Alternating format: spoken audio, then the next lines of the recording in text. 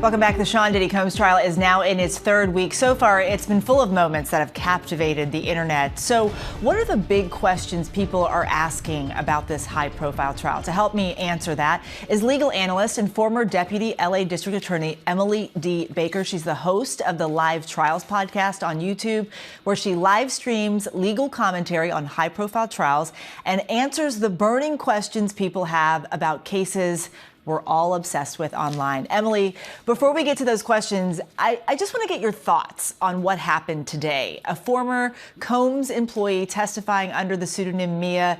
She testified about violent attacks, that he sexually assaulted her while he was her boss. What are your thoughts on her testimony?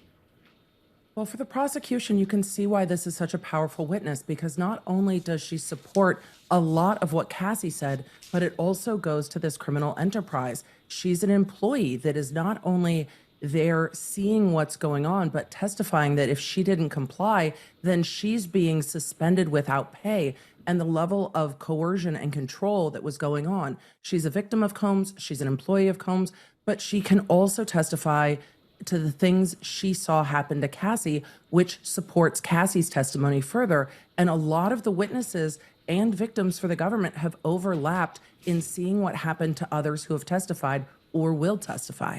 Okay, let's get to the top questions that you're being asked about this trial from your followers. You call them the law nerd community. First up, how does Cassie Ventura's civil lawsuit factor into the criminal prosecution?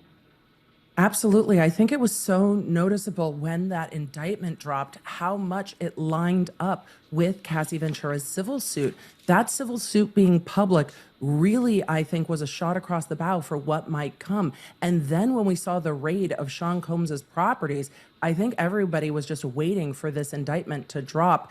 I think her civil suit was absolutely instrumental in setting the groundwork for this indictment and ultimately this trial. It also indicated that she's willing to testify. She's willing to come out there publicly and talk about what happened to her. That's incredibly powerful. And we should note that that civil lawsuit was settled with no admission of wrongdoing. We've been relying, for us, on a team of reporters that are inside the courtroom for information. And this question, I think, is really interesting. Why aren't there cameras in the Diddy trial? It's incredibly frustrating. I was there for the Diddy arraignment, and it was a packed courtroom. I can only imagine how packed it is inside and outside the courthouse now. But federal courts do not allow cameras. They do not allow even audio. So everyone has to fight to find a seat in courtrooms.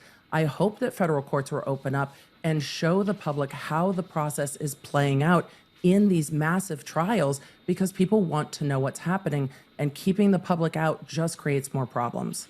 This one is something I think everyone wants to know. Will Diddy testify, or will his lawyers tell him not to? To lawyer this first, his lawyers can't stop him from testifying if he wants to testify, even if they think it's a bad idea.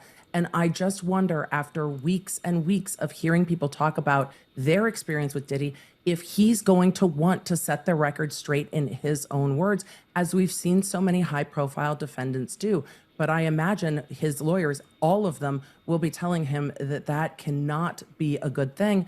But we heard in their opening that they are leaning into these were consensual relationships. And yes, he's violent, but this isn't trafficking. And that's a nuanced legal argument that might go right out the window if he chooses to take the stand, because the lawyers are trying to argue the nuance of the charges, and Diddy testifying is going to be all that the jury focuses on if he does. Emily D. Baker, thank you so much for being with us. Thank you so much.